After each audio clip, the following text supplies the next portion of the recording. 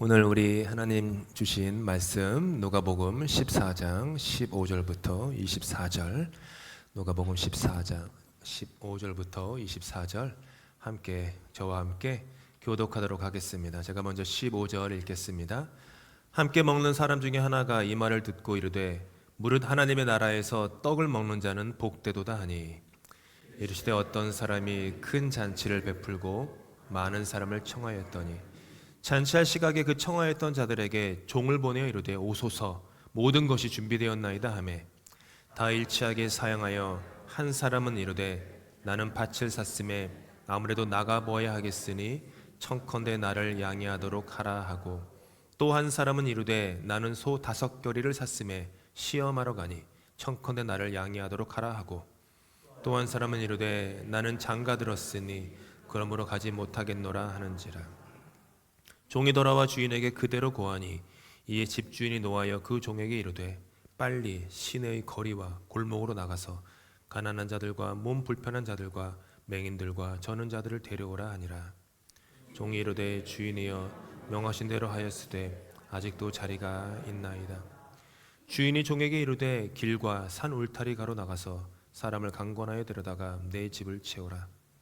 내가 너에게 말하노니 그 전에 청하였던 그 사람들은 하나도 내 잔치를 맛보지 못하리라 하였다 하시니라.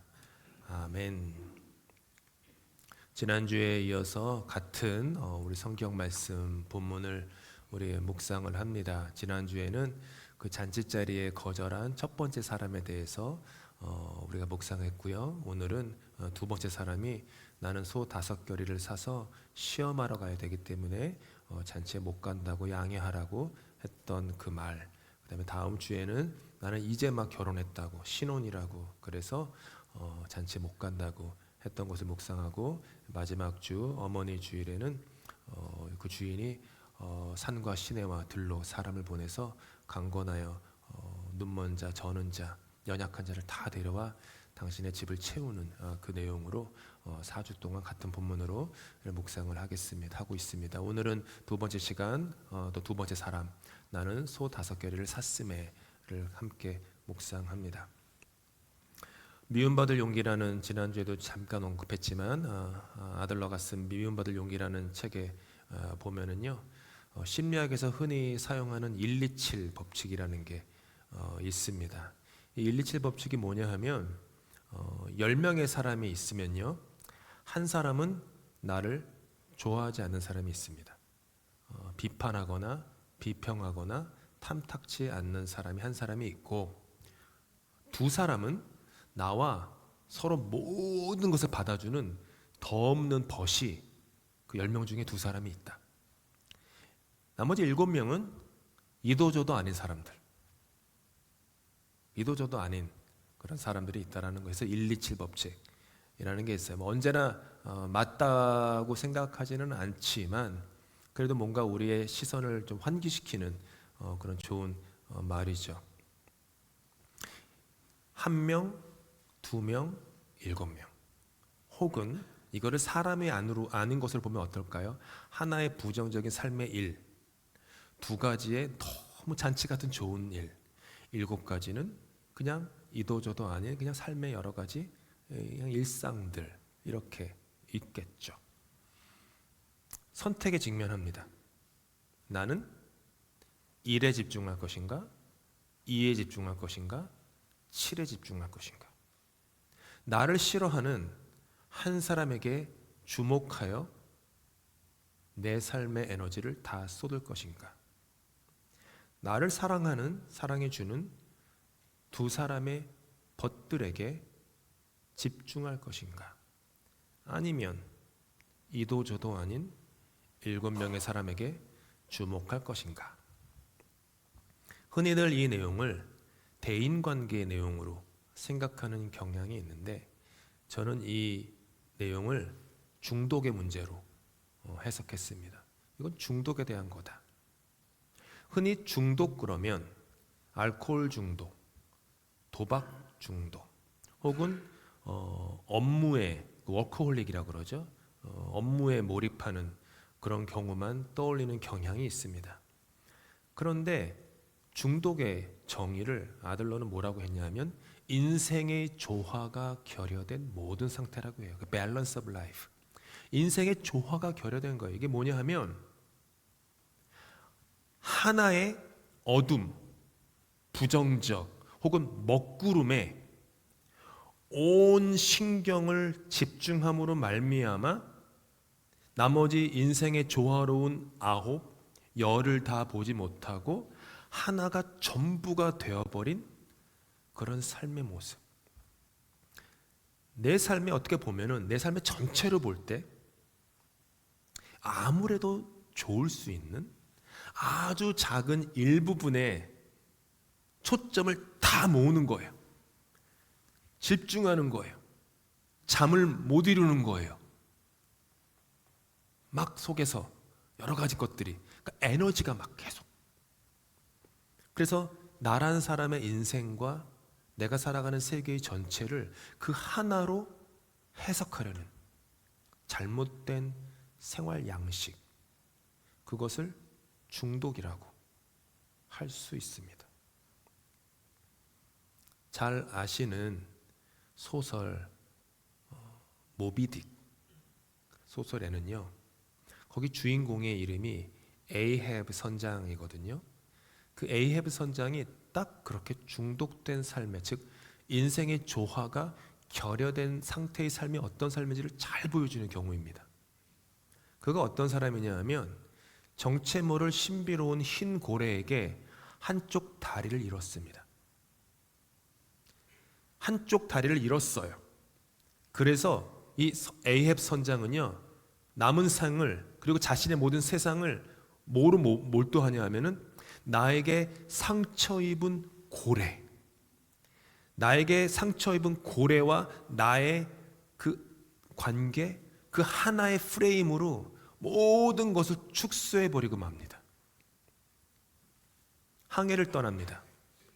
고래잡이 배니까 사람들이 많았습니다. 그 중에 1등 항해사가 있었는데 1등 항해사의 이름이 스타벅이에요. 이 1등 항해사 이름 스타벅에서 스타벅스 커피숍이 나온 거죠.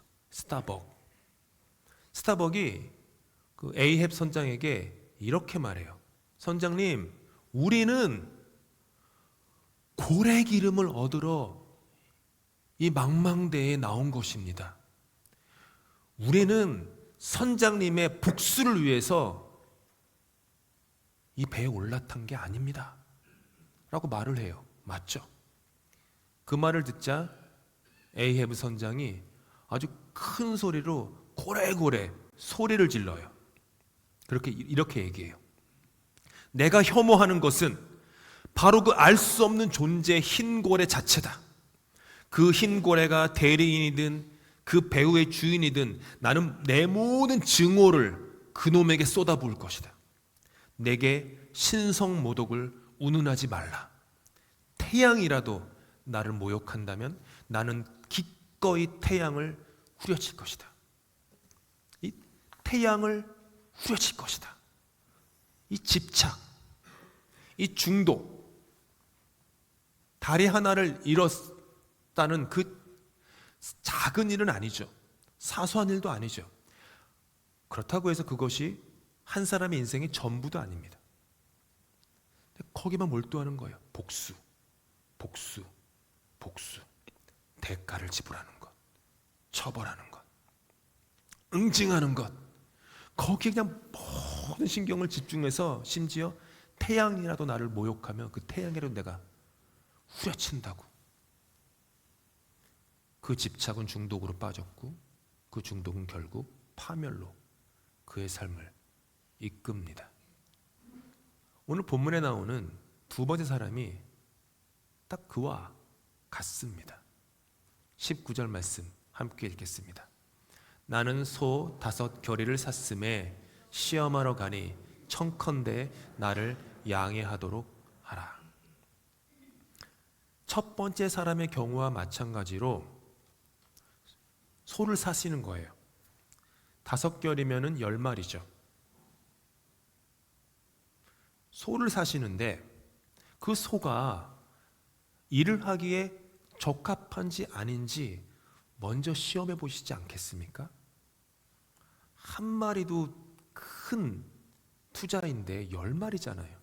엄청난 투자를 하는 건데 시험해보고 사지 않겠습니까?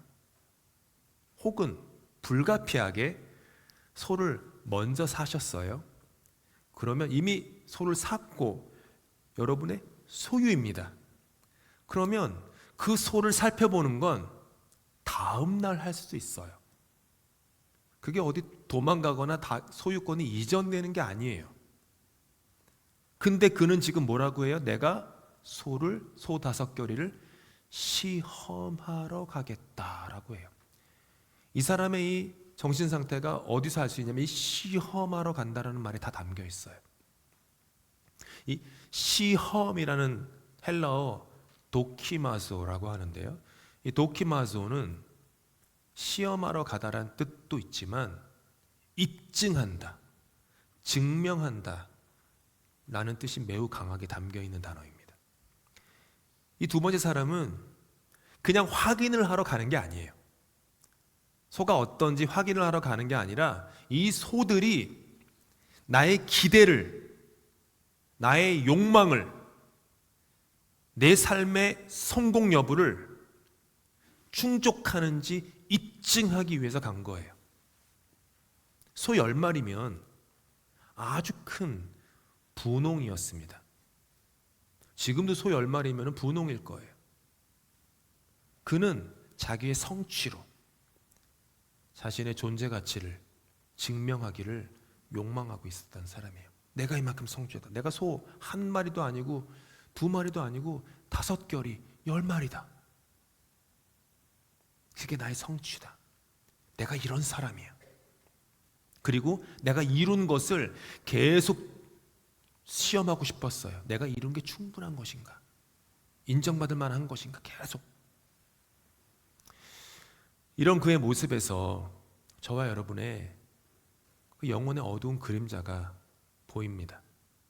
우리는 끊임없이 무언가를 성취해야만 내 스스로의 가치를 증명할 수 있다라는 그 생각에 사로잡혀 있어요. 이거는 우리 현대인이 가지고 있는 어떤 영적인 질병과도 같아요. 내 자신이 내가 하는 무언가로 말미암아 성취와 업적으로 말미암아 나란 사람의 존재 가치가 증명되는 세상 속에 살고 있고 알게 모르게 암묵적으로 사람들은 그것을 갖고 우리를 강제하고 있어요. 세상은 그렇죠. 헨리 나우에는 우리가 살아가는 이 세상에서 가장 큰 거짓말 세계가 있다. 그대들의 그 정체성, 존재가 누구인지를 헷갈리게 만드는 거짓말 세계가 있는데 그 중에 하나가 바로 나는 내가 하는 일이다 라는 세상의 속삭임. 나는 내가 하는 일이다. 내가 무언가를 성취했고 그 성취의 크기가 어떠한지로 나란 사람의 존재의 가치를 측정하고 설명하고 정의한다라는 거죠. 이런 세상의 속삭임에 길들여지다 보면 높은 연봉, 사회적으로 존경받는 직업이나 직함, 그리고 전화기 앱에 깔린 그 꽉 찬 스케줄, 빼곡한 스케줄을 볼 때마다 내가 참 가치 있고 쓸모 있고 필요하고 좀 그런 소중한 존재라는 증명을 하고 살게 됩니다.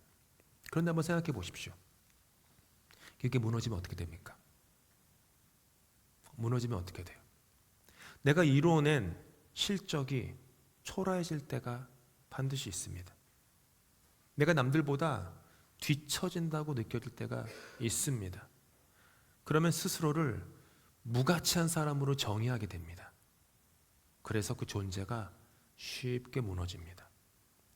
사탄이 이 세상에 심어놓은 아주 교묘하고 치명적인 거짓말. 너는 네가 하는 일이다. 희극 세일즈맨의 죽음에 보면 주인공의 이름이 윌리 로만입니다. 윌리 로만은 이 세일즈맨의 죽음이 타이틀이 말하는 것처럼 직업이 뭘까요? 세일즈맨이에요. 한국말로 하면 외판원입니다. 윌리 로먼은 자신의 행복과 존재의 가치를 내가 얼마나 많은 물건을 팔았는가, 내 고객들에게 내가 얼마나 인기가 있는가, 거기에 모든 것을 함몰하면서 중독되며 살았습니다. 그런데 나이가 들잖아요. 그렇죠. 늙잖아요. 그러다 보니까 실적을 내지 못하게 되는 거예요. 사람들이 자기를 더 이상 고객들이 좋아해주지 않는 거예요. 결국 뭐가 돼요? 회사에서 해고를 당합니다. 실직자가 돼요. 무너져요.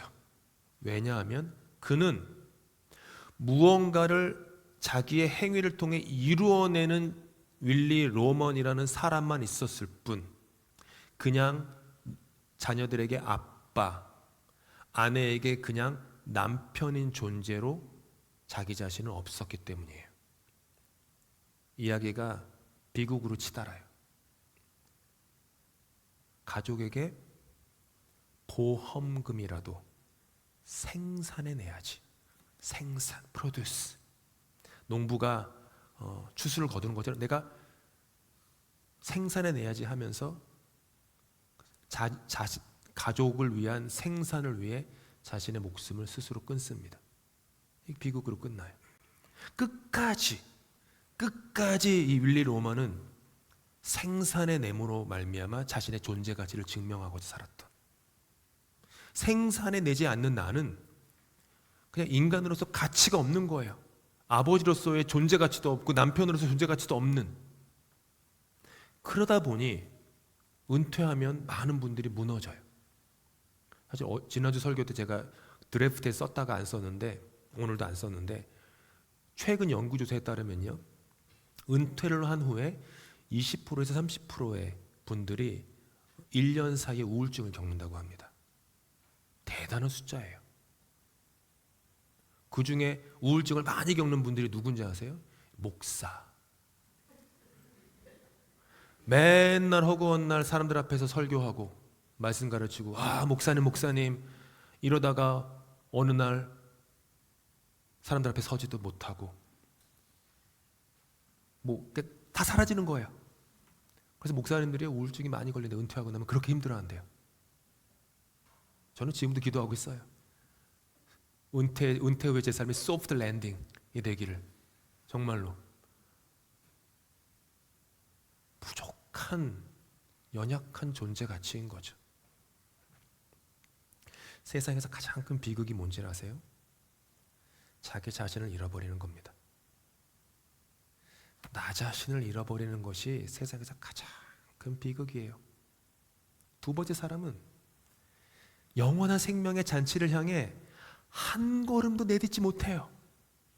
그리고 언젠가는 사라지고 말 그 소 5결이 마음을 다 내어주며 땀 흘리며 뛰어다녔어요. 이 사람이 인생을 망하게 된 건, 인생이 망가지게 된 건 게을러서가 아니에요. 무지하게 열심인 사람인 거예요. 어떻게 보면 지나칠 정도로 성실한 사람인 거예요. 헛된 성실이 우리의 인생을 망치기도 합니다. 열심히 사는 것이 진리일까요? 아니요. 이러면 또 이제 열심히 안 사실 텐데, 그러면 안 되고요. 방향이 없는 게 문제인 거죠. 동물도 열심히 살아요. 얼마나 열심히 풀 뜯어 먹는지요. 얘네들은요, 제가 운전하고 다니면요, 한 번도 쉬는 걸 못 봤어요. 계속해서 풀 뜯어 먹고, 틈만 나면은 제 사무실 위에 올라와가지고 지붕에서 막 뛰어다니면서 서로 쫓아다니면서 먹이 구하고 다니고 막 이래요. 언젠가 사라지고 말 것에 마음을 다 내어주고 사는 것, 그렇게 열심히 사는 것. 영원하지 않은 것에 내 영혼의 무게를 두면 영원하지 않은 것이 사라질 때 내 영혼도 사라지는 거예요. 안개처럼 사라지는 피조물에 내 마음을 다 쏟게 되면 그 피조물이 사라지면 나도 다 안개처럼 사라지죠. 장자가 한 유명한 말이 있죠. 물물, 이불, 물어물. 물물은 내가 사물의 주인이 되어 사물을 부리는 상태를 말하죠.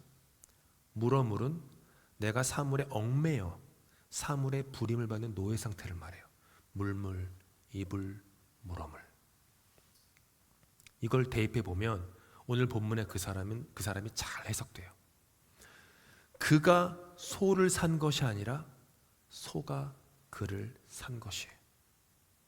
그가 소를 시험하는 것이 아니라 소가 그를 들판으로 내몰아 그의 인생을 시험하는 거예요. 그가 소 엉덩이를 채찍질하고 있는 것이 아니라 소가 그의 영혼의 엉덩이를 채찍질하고 있는 거죠. 그는 내가 소 고삐를 쥐고 있어. 내가 주인이야. 내가 너희들을 부리는 자야. 라고 생각했지만 아니요. 소가 그의 영혼의 목줄을 쥐고 있었던 거예요. 지난 4월 8일 수요일 수요 저녁 예배를 코앞에 둔 7시 28분 2분 전이었습니다. 그날은 전날에 우리 천둥번개 많이 친 날이 있어요. 한 1초에 번개가 한 3번씩 막 치던 날이 있었거든요. 그 전날에 천둥번개 때문에 교회 인터넷에 문제가 생겼는지 제가 일찍 와가지고 제가 이제 주일날에는 이렇게 제가 지금 뒤에서 방송실에서 자막을 하시는데 토요일이나 수요일은 이제 제가 직접 리모트로 설교하면서 제 리듬에 맞게 넘기기 위해서 제가 만든 걸로 여기 랩탑을 놓고 여기 위에 이제 뭐 기계가 하나 있어요. 그걸로 작동을 하면서 제가 넘겨요. 근데 와이파이 연결이 안 되는 거예요. 예배 코앞인데 30분 동안 이것도 해보고 저것도 해보고 라우터도 껐다가 켰다가 무슨 문제가 생기는지 안 되는 거예요. 예배가 코앞인데 그러다가 5분 남았는데 기적적으로 갑자기 인터넷이 지 맘대로 또 세팅이 됐네요. 그래서 한숨을 돌리고 저기 제일 앞자리에 앉아서 잠시 기도의 시간을 가지고 있을 때였어요. 그때 하나님께서 제게 음성을 들려주셨어요. 그럴 때가 있어요. 6시간짜리 예수님 그 영화에 보면 마리아한테 천사가 나와가지고 네가 잉태의 아들을 낳으리니 네 아들 예수라 하라. 그때 그 소리가요 밖에서 들리는 소리가 아니라 마리아의 속에서 들리는 천사의 음성이었다라고 영화가 옛날 영화예요. 묘사를 하는 것처럼 하나님은 밖에서 뭐 다른 사람이 듣는 것처럼 하는. 왜냐하면 사도 바울도 사울아 사울아 네가 왜 나를 핍박하느냐. 그때 주변에 동행들이 여러 명 있었거든요. 그 사람은 아무 소리 못 들었어요. 내면에서 들리는 소리 하나님의 음성. 딱 저기 앉아 있는데 2분 남겨두고 하나님이 저한테 말씀하시는 거예요. 내가 너를 위해서 준비한 설교다. 딱 그 얘기를 하시는 거예요. 내가 너를 위해 준비한 설교다. 내가 너를 위해 마련한 너를 향한 말씀이다. 뒤통수를 얻어맞은 것 같았어요. 그리고 마음에 있는 많은 것들이 다 풀어져요. 저는 설교자로서 말씀을 준비해서 여러분에게 전하기 위해 강대상에 올라가는 그 어떻게 보면 퍼포먼스잖아요. 근데 하나님은 그렇게 안 보셨던 거예요. 제가 준비한 설교였는데 너를 위한 나의 선물이야 라고 얘기하시는 거예요. 내가 하는 줄 알았는데 아니요. 하나님이 내 안에서 저를 위해 그 모든 과정을 함께 하셨던 거예요. 그러다 보니까 하나님은 깨달은 게 하나님은 나의 퍼포먼스를 바라는 게 아니라 하나님은 정말 죽을 수밖에 없는 죄인인 나를 인격적 관계를 원하시는구나. 제가 교회에서 입버릇처럼 하는 얘기가 말씀 중심의 신앙생활을 하십시오라고 입버릇처럼 얘기해요. 잘 이해를 못 하시는 것 같아요. 말씀 중심의 신앙생활을 한다는 건 성경 통독하고 뭐 그걸 제가 말씀드린 큐티하고 그 얘기를 하는 게 아니에요. 범사의 말씀이 중심이 돼서 인생의 인격을 바꿔나가고 성장하라는 뜻이에요. 몇 주 전에 갚을 길 없는 거에 대한 설교를 제가 했었어요. 그 한 주 동안 제 안에 이유는 얘기 못하겠지만 먹구름이 많이 꼈었어요. 근데 저는 그 설교 딱 준비하고 토요일 날 그 주일 새벽 돼서 준비하는데 먹구름이 다 거쳤어요. 마치 뭐 대중가요처럼 다시 태어난 것 같아요. 그러게. 근데 그 일이 비일비재해요. 여러분은 모르실 거예요. 말씀을 준비하면서 일주일 동안 씨름하고 끙끙대고 내 안에 있는 여러 가지 심리 상태, 구름들, 먹구름들, 이것과 씨름해요. 그러면서 말씀을 준비하면 그 말씀 하나 딱 들으면요, 그 다음부터 어떤 느낌이냐면 다 해결됐어요. 진짜로 그래요. 그 전에 있었던 어떤 내 삶의 어떤 무게나 짐이 말씀 하나 딱 들어와서 말씀, 뭐 제가 준비한 설교지만 그 제 설교 준비하면서 제가 준비한 그 설교를 통해 가지고 제가 다 벗겨져요. 매주마다 그래요. 그러고 나면 그 전에 있었던 고민이나 이런 것들이 다 사라져요. 진짜로 다 사라져요. 아랑곳하지 않게 돼요.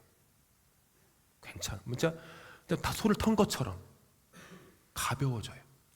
그게 말씀 중심의 신앙생활입니다.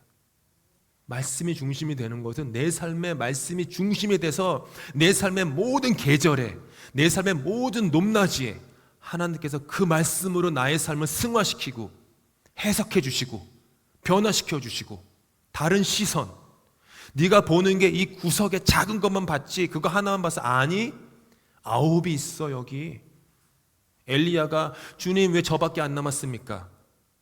주님을 믿는 자가 저밖에 없습니다. 이 땅에 하나님을 경외하는 자는 저밖에 없습니다 라고 우울증에 빠져가 로덴나무에서 저 좀 죽여주십시오 라고 할 때 하나님 뭐라 그래요? 바알에게 절하지 않은 수백 명의 선지자를 내가 남겨뒀다. 그러니까 엘리야는 어느 하나에 나밖에 없어, 아무도 내만 몰라, 나 혼자 외로워 고립돼 이러니까 삶의 먹구름이 다 끼죠. 하나님은 그에게 말씀으로 뭐래? 아니, 너는 지금 하나만 보고 있어. 아홉 뿔 있잖아. 인생의 균형을 좀 봐. 더 큰 세상이 있어. 더 아름다운 세상이 있어. 그거 안 된다고 너 죽지 않아. 그거 안 된다고 너 망하지 않아. 그거 안 된다고 너는 절대 실패자가 아니야. 계속 그렇게. 저는 매주 설교 때마다 그걸 경험하고 정말 기도하는 건 여러분들도 그 말씀 중심의 그런 그 중생의 경험을 하시면 좋겠어요. 여러분을 향한 하나님의 사랑과 은혜를 얼마나 깨닫고 살고 계십니까? 지구상에 83억의 인구가 있어요. 83억의 인구 중에 도대체 어떻게 지금 이 자리에 여기서 앉아 계실 수 있습니까? 한국의 수많은 가족들을 한번 생각해 보십시오. 친척들 생각해 보십시오. 어린 시절 함께 교회 다녔던 친구들 생각해 보십시오. 직장 동료들 생각해 보십시오.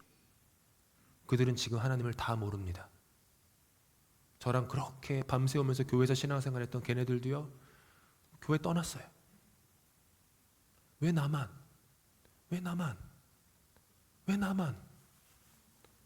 하나님을 알고 이 길을 걸어가고 있습니까? 내가 그들보다 더 도덕적이어서요? 더 윤리적이어서요? 더 신심이 깊어서요? No. 영원히 죽을 수밖에 없는 죄인인 나를 하나님께서 내가 도저히 거절할 수 없는 그 불가항력적인 사랑으로 나를 핀셋처럼 골라내셨기 때문이에요. 그래서 내가 여기에 이 예배 자리에 있을 수 있는 것입니다. 도무지 다 헤아릴 수 없는 나를 향한 주님의 한량없는 은혜를 늘 기억해야 합니다. 그리고 주님께 이렇게 얘기해야 돼. 주님, 이런 저라도 괜찮나요? 하면서 내 삶을 드리며 살아갑니다. 20년 전 목사 안수 받고 목사 안수 받은 초년이었을 때 갑자기 교회에서 한 번도 해보지 않았던 어린이 사역을 하라는 거예요.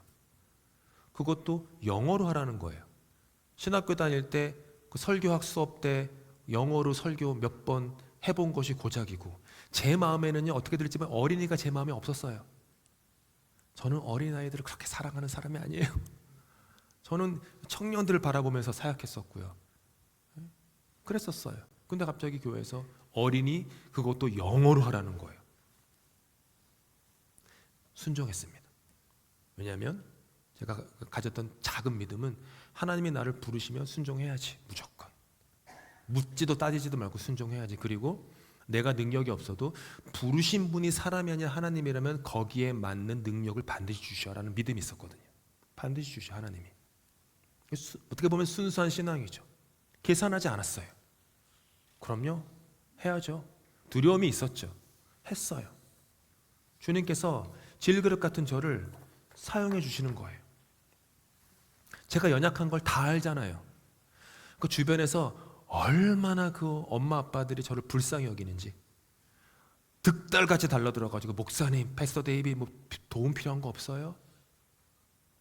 당회건, 영업이 BOM이건 득달같이 와가지고 도와주려고. Can I help you? Can I help 사모님? 제 아내는 영어를 저보다 더 못하니까 같이 사역하니까. 그때 처음으로 BBS 여름성경학교 하고 하나 있었던 어린이 예배가 2개로 늘어나고. 제가 한 게 아니죠. 그냥 순종했더니 하나님이 사용하시는 겁니다. 제 아내로부터 어제 들은 말이에요. 어제 선교 바자회 중에 성당에서 오신 분들과 국수를 함께 먹었나 봐요. 누군지 모르겠어요. 그분들 중에 한 분께서 쭉 이렇게 둘러보시더니 참 이 런던 한인 교회는 남성들이 참 잘 섬기네요. 성당은 아닌가 봐요. 이게 녹음하면 성당. 남성들이 그렇게 잘 섬기나 봐요. 이렇게 막 칭찬하시더래요. 그러다가 제 아내가 뭐라고 했냐면, 호떡 드시다가 터진 거 있으면요, 그 제 남편 목사가 만든 거예요. 제가 호떡 빚었거든요. 그러니까 그분들이 환하게 웃으면서 뭐라고 제 아내에게 대답했는지 아세요? 아유, 목사님이 만든 호떡을 먹는 거면 그 터진 호떡 때문에 은혜도 터지게 넘치는 거네요. 그랬대요. 유쾌하지 않습니까? 즐겁지 않습니까? 선하지 않습니까? 아름다운 대화 아닙니까? 권사님들을 중심으로 많은 분들이 나 같은 죄인 살리신 하나님의 은혜가 고맙고 교회를 사랑해서 섬겼을 때 우리 아까 찬양 불렀던 것처럼 이 세상이 조금 더 뭐가 됐어요? 아름다워졌던 거예요. 그래서 소 5결이를 시험하느라 잔치자리에 못 간 그 남성이 저는 너무 안타까워요. 내 교우들이 이런 사람이 되면 안 될 텐데. 당시 소 한 결이가요, 2마리죠, 10에서 15에이커의 땅을 경작했습니다. 5결이를 부린다는 것은요 70에이커예요. 큰 농장이에요. 지금으로 하면 운전하시고 어디죠? 하이드파크 북쪽으로 올라가시면은 그 유명한 미국 그 농기계 만드는 회사 존 디어가 있어요. 존 디어라고 유명한 기계죠. 그 딜러십이 거기 있는데요. 지금으로 하면은 존 디어 대형 트랙터 5대를 새 거를 산 거예요. 70에이커면 대지주죠. 기업 농이죠. 시험하러 간다라고 얘기하는 그 면모가 뭐예요? 경영자의 면모가 드러나잖아요. 시험하러 간다. 큰 사업을 관리하는 그 면모. 근데 몇 장 건너 누가복음 19장에 보면요, 예루살렘 도성 입구에 곱비에 묶인 당나귀 새끼 한 마리가 나옵니다. 당나귀는 시민들의 운송수단이에요. 게다가 새끼 나귀는 성경에 써있기를 아직 단 한순간도 사람이 타보지 않았다. 다른 말로 하면 단 한순간도 자신의 능력을 세상 앞에 증명해 보인 적이 없는 미숙한 존재, 작은 존재, 약한 존재였어요. 근데 주님께서는 제자 둘을 보내시면서 다음과 같이 말씀하십니다. 함께 읽겠습니다. 너희는 맞은편 마을로 가라. 그리로 들어가면 아직 아무도 타보지 않은 나귀 새끼가 매여 있는 것을 보리니 풀어 끌고 오라. 만일 누가 너희에게 어찌하여 푸느냐 묻거든 말하기를 주가 쓰시겠다 하라. 그리고 그날 태어나서 단 한순간도 검증되어 보지 못했던 그 작고 초라한 당나귀는 무려 온 우주의 왕이신 예수 그리스도를 자신의 등에 태우고 예루살렘에 들어갔습니다. 오늘 본문의 분홍은 5결의 영혼이 완전히 묶여 있어요. 그래서 그는 영원한 구원의 잔치를 벌인 채 자신의 세상에 매여 있어요. 반면 작고 초라한 그 나귀는 주께서 쓰시겠다, 내가 너를 쓰고 싶다, 내가 너를 써야만 하겠다 라고 하는 그 권위 있는 말씀에 의해서 묶임에서 풀려납니다. 그리고 지금도 인류 역사상 가장 존귀하게 쓰임받은 동물로 기억되고 있습니다. 아무도 타보지 않은 그 작은 당나귀 새끼 한 마리가 인류 역사상 세상의 어느 나귀가 온 세상의 구주를 등에 태워보겠습니까? 그리고 그 풀다라는 말이 우리가 몇 달 전에 묵상했던 누가복음 13장에서는 똑같은 단어를 쓰는데 18해 동안 귀신 들려 앓으며 꼬부라져 조금도 펴지 못했던 여인이 매임에서 풀려날 때 똑같은 단어가 쓰여져요. 허리를 펴고 주님께 영광을 돌리는 장면에 쓰이죠. 그리고 주님은 오늘도 그렇게 일하십니다. 주님께서 저와 여러분에게 무언가를 더 해내라며 성과를 다그치지 않으십니다. 과거에 왜 그 모양으로 살았어라고 책망하지도 않으세요. 그저 우리를 핀셋으로 택하시고 택하신 우리를 부르십니다. 내가 너를 쓰겠다. 내가 너를 쓰겠다. 그러니 이런저라도 괜찮으시다면 주님 써주소서 라고 응답합시다. 주님의 시간과 주님의 방법대로 사용하시도록 온전히 내어 맡기십시다. 나를 지으신 분께서 나를 다 하시고 내가 너를 쓰겠다. 계산하지 말아라. 다른 사람 눈치 보지 말아라. 그들의 인생과 그들의 부르심은 그들의 인생과 그들의 부르심이다. 그들의 삶의 과제이지 타인의 삶의 과제가 네 삶의 과제일 수는 없다. 너는 네 몫이 있고 네 삶의 과제가 있고 너의 부르심의 길이 있다. 너는 나를 따르라. 왜 네 손에 쥔 게 없다고 하느냐? 내가 너를 부르면 내가 필요한 거 다 준다. 돈이면 돈, 건강이면 건강, 사람이면 사람, 시간이면 시간, 내가 다 붙여준다. 용기를 내어라. 강하고 담대하여라. 걸어가라. 부딪혀라. 해봐라. 보잘것없는 우리 등 위에 우리 주님께서 올라타길 원하십니다. 들으십시다. 주님이 작고 약간 등이라도 괜찮으시다면 내 등에 올라타시고 나 때문이 아니라 당신 때문에 내 삶을 세상에서 가장 존귀해 하여 주시옵소서. 기도하시겠습니다. 사랑과 긍휼의 하나님, 오늘도 우리를 잊지 않으시고 생명의 잔치로 불러주시니 감사합니다. 내가 산 소 5개를 시험하며 내가 이룬 성취와 소유로 나의 존재 가치를 증명하며 애쓰며 살아왔던 우리의 삶을 회개합니다. 정작 그 성취의 고삐에 우리의 영혼이 단단히 묶여 질질 끌려 다녔던 노예와 같은 삶을 살았음을 고백합니다. 주님, 무언가를 끊임없이 생산해내야만 한다는 그런 세상의 거짓말에 흔들리던 우리의 마음을 십자가의 은혜로 덮어주시옵소서. 아무런 공로 없고 내세울 것 없고 작고 초라한 당나귀 새끼 같은 나지만 나를 향해 내가 너를 쓰겠다 말씀하시며 세상의 모든 매임에서 나를 풀어 자유케 하시는 그 사랑 앞에 나의 삶을 다 드립니다. 그러니 주님, 나를 사용하여 주시옵소서. 내 모습 이대로 사용하여 주시옵소서. 주님을 향한 그 사랑이 깊어짐으로 오직 주님께만 모든 영광을 돌리는 삶 살도록 은혜 베풀어 주시옵소서. 예수 그리스도 이름으로 기도합니다. 아멘.